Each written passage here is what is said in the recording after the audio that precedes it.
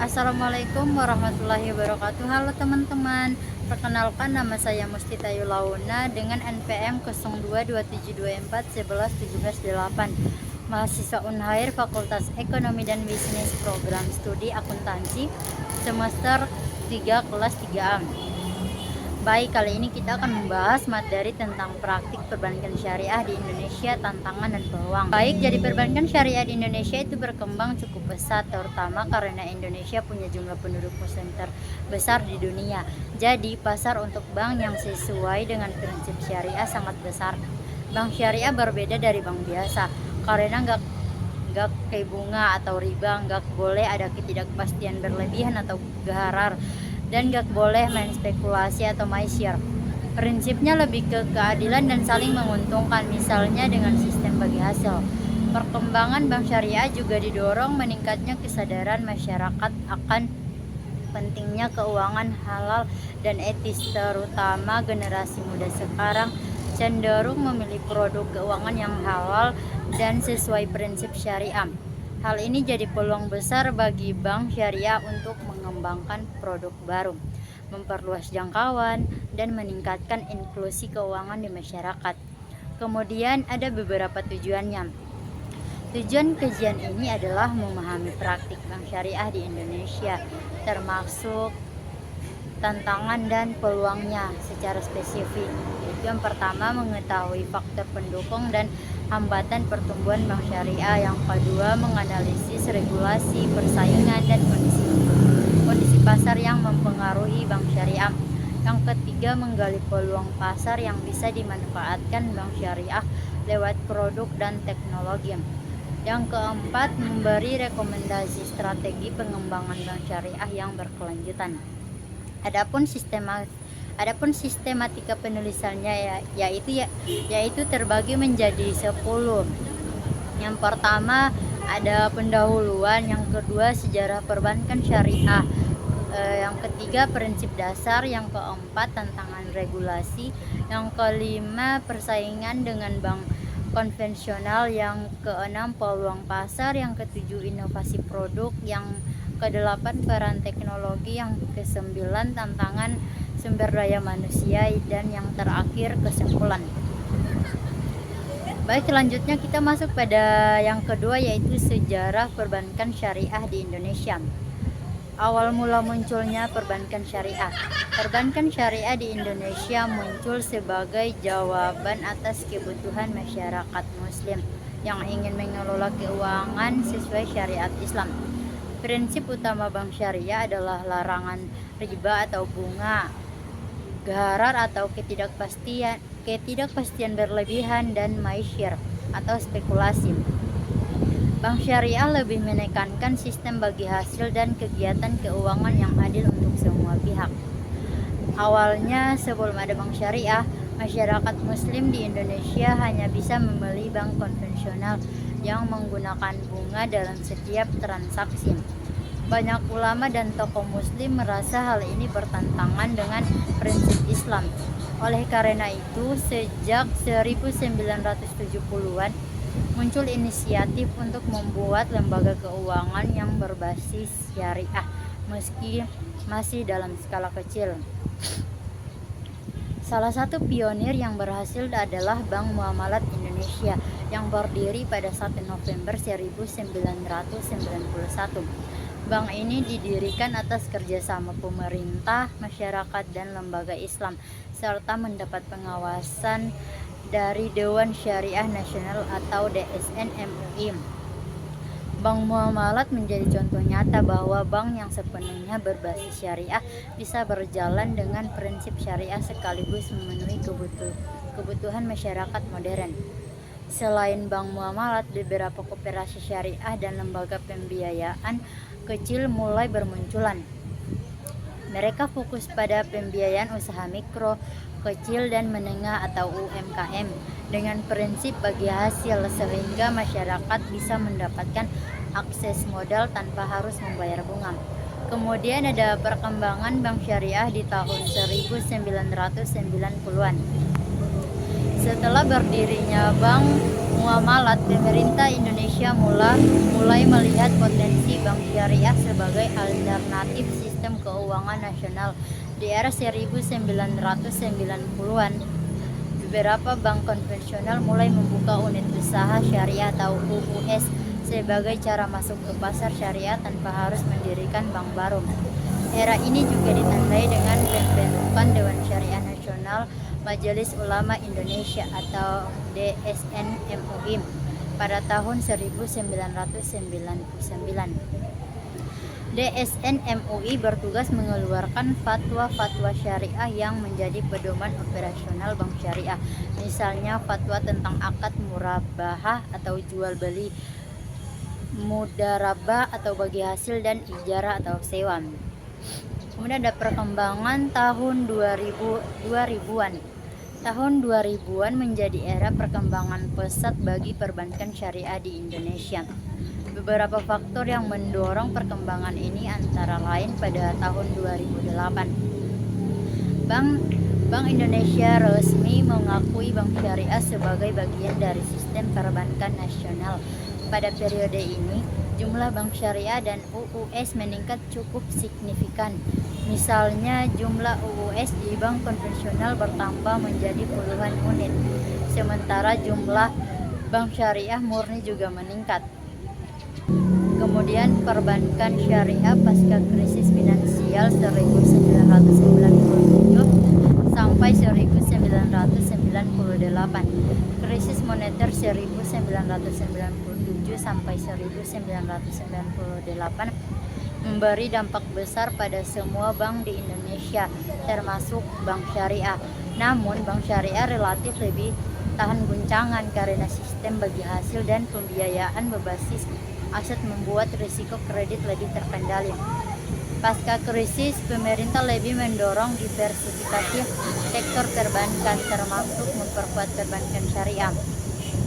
Saat itulah muncul regulasi yang lebih jelas terkait unit usaha syariah dan persyaratan modal minimum bagi bank syariah murni.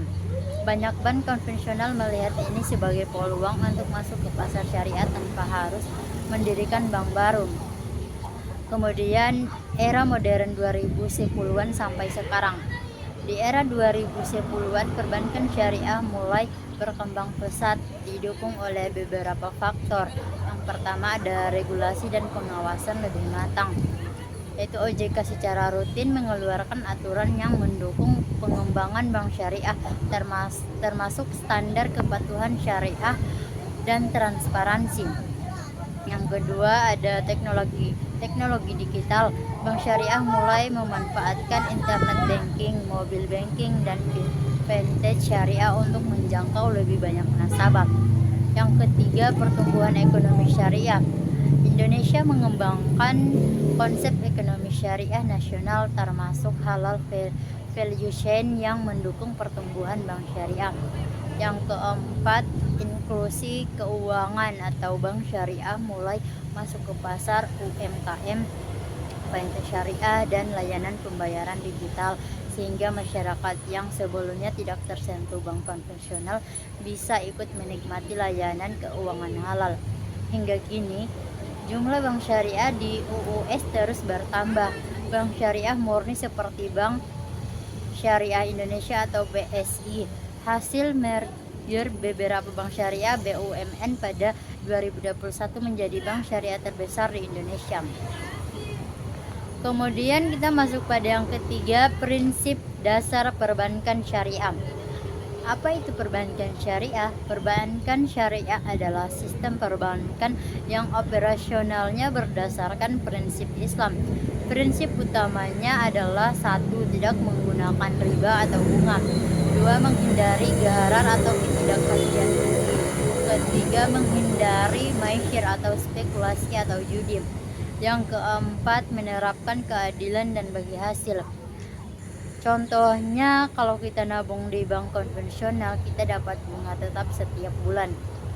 Di bank syariah, kita nabung dengan akad mudarabah uang kita digunakan bank untuk usaha dan hasilnya dibagi sesuai kesepakatan. Jadi uang kita nggak diberi bunga, tapi ikut keuntungan usaha secara halal. Kemudian ada prinsip-prinsip utama. Yang pertama adalah larangan riba. Riba artinya bunga. Dalam Islam, riba dilarang karena dianggap merugikan satu pihak. Contohnya, kalau kita pinjam uang 10 juta dengan bunga 2% per bulan di bank biasa, setiap bulan kita bayar tambahan 200.000. Di bank syariah, uang yang kita pinjam tidak ada bunga. Misalnya pakai akad murabahah. Bank membeli barang yang kita mau, kemudian kita bayar sesuai harga yang disepakati. Misalnya 10,5 juta, tapi ini keuntungan jual beli bukan bunga. Kemudian ada prinsip bagi hasil atau profit and loss sharing. Bank syariah menggunakan prinsip bagi hasil, artinya nasabah dan bank sama-sama menanggung resiko dan keuntungan. Misalnya kita punya modal 5 juta dan ingin investasi di usaha kecil lewat bank syariah atau akad mudarabah. Jika usaha menghasilkan keuntungan 1 juta, kita dan bank bagi hasil sesuai kesepakatan. Misalnya 70% untuk kita, 30% untuk bank. Kalau usaha rugi, risiko juga ditanggung sesuai modal. Ini beda banget sama bank konvensional yang bunganya tetap rugi, tetap harus bayar. Kemudian ada larangan gharar dan maisyar. Gharar artinya ketidakpastian yang tinggi, sedangkan maisyar artinya judi atau spekulasi. Bank syariah harus menghindari transaksi yang terlalu spekulasi atau beresiko tinggi.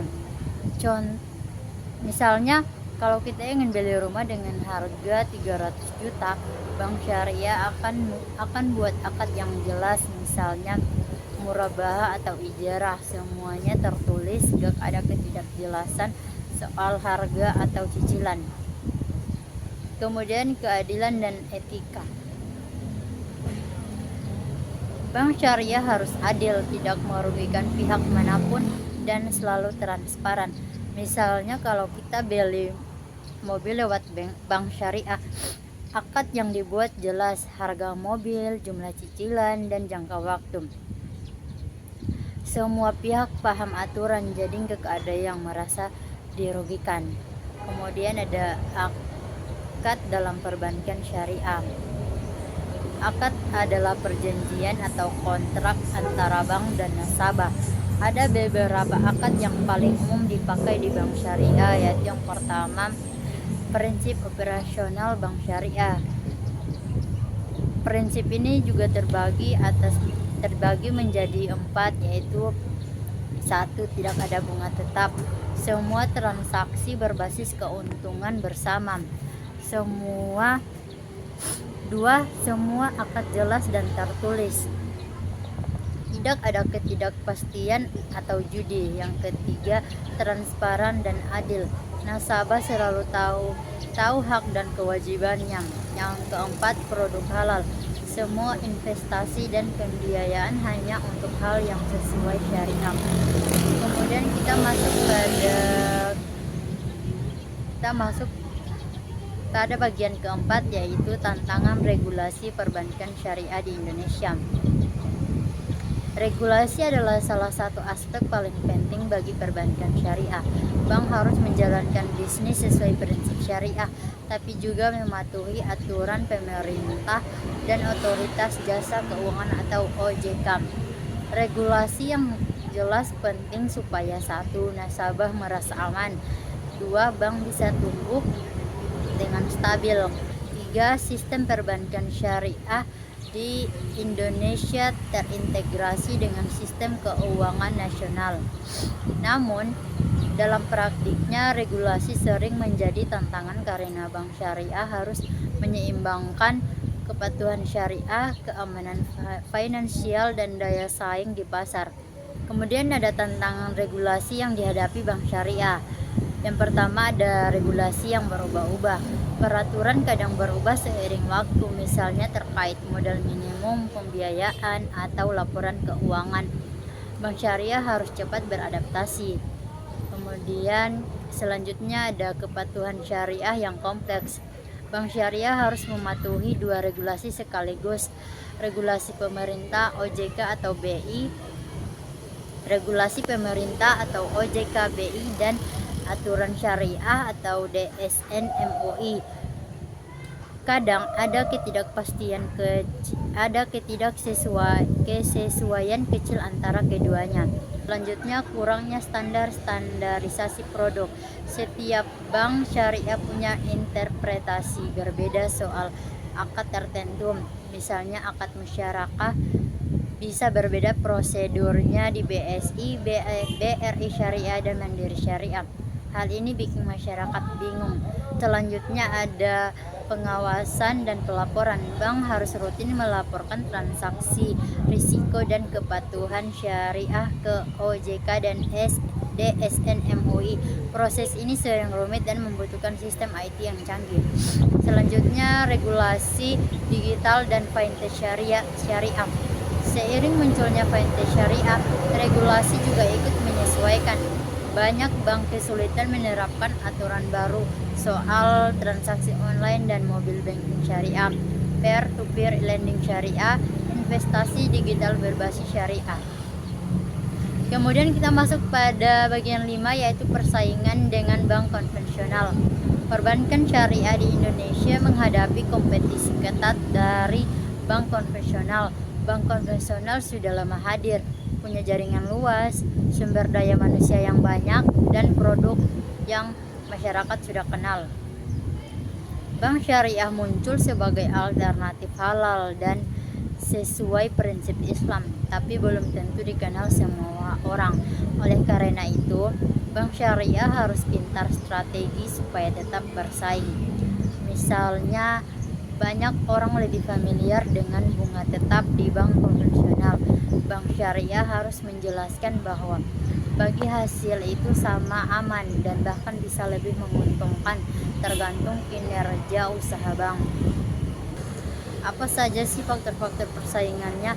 Beberapa faktor yang membuat persaingan antara bank syariah dan konvensional ketat, yaitu yang pertama ada jaringan cabang dan infrastruktur. Bank konvensional punya cabang di hampir semua kota. Bank syariah masih terbatas walau ada UUS. Kemudian ada produk dan layanan. Bank konvensional punya berbagai produk yang lengkap: kredit rumah, kendaraan, kartu kredit, dan investasi.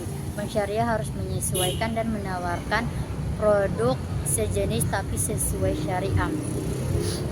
Selanjutnya ada sumber daya manusia. Bank konvensional punya banyak pegawai berpengalaman. Bank syariah kadang kekurangan tenaga yang benar-benar paham syariah dan keuangan modern.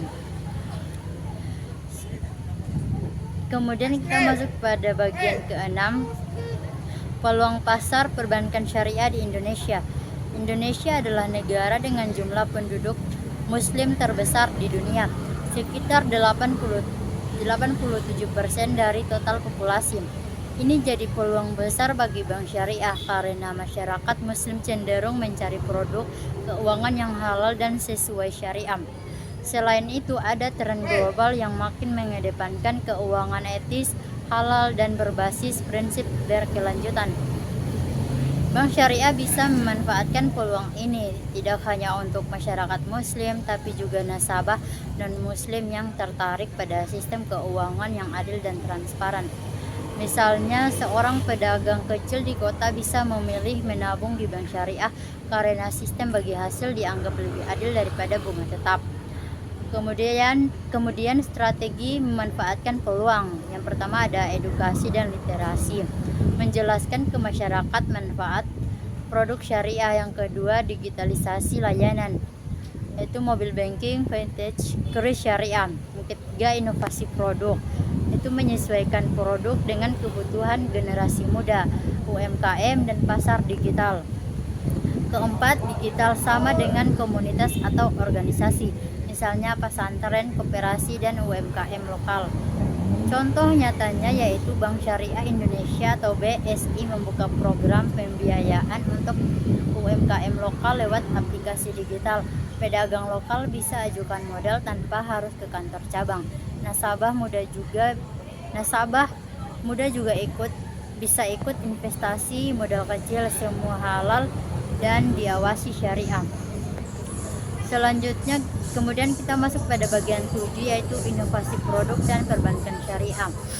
Inovasi produk sangat penting bagi bank syariah supaya bisa bersaing dengan bank konvensional dan menjangkau lebih banyak nasabah. Inovasi ini tidak hanya soal teknologi tapi juga cara produk syariah ditawarkan dan disesuaikan dengan kebutuhan masyarakat modern.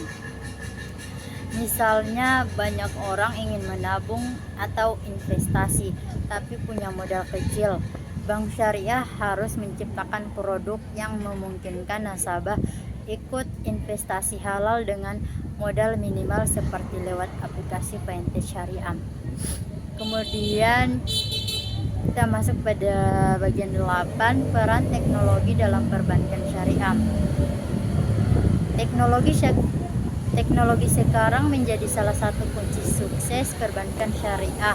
Dengan teknologi bank syariah bisa satu menjangkau lebih banyak nasabah, termasuk di kota kecil dan daerah terpencil. 2. Memberikan layanan lebih cepat dan transparan. 3. Mengedukasi masyarakat tentang prinsip syariah. 4. Membuat produk lebih inovatif dan kompetitif. Misalnya dulu untuk buka tabungan syariah kita harus datang ke kantor cabang, antri dan mengisi banyak formulir. Sekarang semua bisa lewat aplikasi mobile banking dan rumah atau kos mahasiswa. Dari rumah atau kos mahasiswa. Selanjutnya teknologi digital dan mobile banking. Aplikasi mobile banking syariah. Aplikasi mobile banking membantu nasabah untuk buka tabungan dan investasi syariah, cek saldo, transaksi, dan bagi hasil, bayar tagihan, transfer, dan belanja online. Contohnya misalnya kita menabung 1 juta di tabungan Mudharabah. Lewat aplikasi kita bisa langsung cek hasil bagi bulan ini, misalnya 50.000, semua tercatat transparan. Selanjutnya internet banking memungkinkan transaksi aman tanpa harus ke cabang. Transfer antar bank syariah atau konvensional, pembayaran, e-commerce, dan tagihan rutin. Pengajuan pembiayaan dan simulasi cicilan online. Misalnya kita mau beli motor dengan pembiayaan murabahah, kita cek simulasi cicilan lewat internet banking sebelum setuju akad, dan masih banyak lagi. Kemudian kita masuk pada bagian 9 yaitu tantangan sumber daya manusia dalam perbankan syariah. Sumber daya manusia atau SDM adalah aset terpenting bagi bank syariah.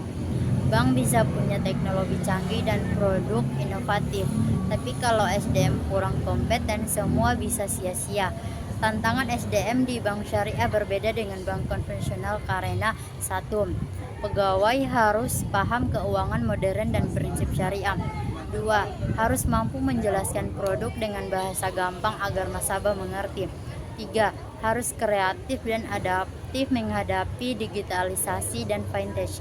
Misalnya seorang pegawai bank syariah harus bisa menjelaskan akad murabahah kepada pedagang kecil di pasar dengan bahasa sederhana, supaya pedagang yakin mau dipakai layanan bank. Selanjutnya keterampilan digital dan teknologi. Bank syariah harus memanfaatkan fintech, mobile banking, dan big data. Banyak pegawai belum terbiasa dengan teknologi sehingga layanan digital kurang optimal. Misalnya pegawai harus mengajari nasabah bagaimana cek hasil bagi tabungan Mudharabah lewat aplikasi. Kalau pegawai tidak paham, nasabah kebingungan. Selanjutnya literasi dan edukasi nasabah. SDM harus mampu mengedukasi masyarakat tentang prinsip syariah. Misalnya seorang pegawai menjelaskan bahwa bagi hasil lebih aman dan halal dibanding bunga tetap. Pegawai harus sabar dan bisa pakai contoh sederhana. Selanjutnya kompetensi penjualan dan marketing. pegawai harus bisa menjual produk syariah tanpa menekan nasabah, berbeda dengan pendekatan bank konvensional yang lebih agresif, misalnya menawarkan pembiayaan motor atau KPR syariah. Pegawai harus jelaskan manfaat halal dan bagi hasil, bukan sekedar menarik nasabah lewat iming-iming bunga tetap. Selanjutnya, penggunaan teknologi untuk SDM. Sistem internal membantu pegawai mengelola data nasabah, akad, dan laporan secara cepat dan akurat. Selanjutnya, motivasi dan retensi pegawai. Memberikan insentif untuk pegawai yang berhasil edukasi nasabah dan meningkatkan transaksi halal. Misalnya, pegawai yang berhasil menjelaskan akad KPR syariah ke 50 nasabah dan closing mendapat bonus atau penghargaan. Kemudian kita masuk pada bagian terakhir, yaitu kesimpulan. Setelah membahas dari pendahuluan, sejarah, prinsip dasar, regulasi persaingan, peluang pasar, inovasi produk, peran teknologi, hingga tantangan sumber daya manusia, sekarang saatnya menyimpulkan semua poin penting. Perbankan syariah di Indonesia terus berkembang, namun perjalanan ini tidak mudah. Dari sisi regulasi, teknologi, sumber daya manusia, hingga persaingan dengan bank konvensional, ada banyak tantangan, namun peluangnya juga sangat besar, terutama dengan populasi muslim terbesar di dunia dan tren digitalisasi. Perbankan syariah di Indonesia memiliki tantangan dan peluang yang besar. Dengan regulasi yang tepat, inovasi produk, teknologi, dan sumber daya yang kompeten, bank syariah bisa bersaing dan berkembang. Jadi, perbankan syariah bukan hanya alternatif, tapi juga solusi keuangan yang adil, transparan, dan halal, dengan peluang besar untuk berkembang di era digital dan masyarakat modern. Itulah pembahasan kita pada kali ini. Mohon maaf bila ada kesalahan kata dalam menyampaikan materinya. Saya akhiri dengan mengucapkan wabillahi taufiq wal hidayah. Wassalamualaikum warahmatullahi wabarakatuh.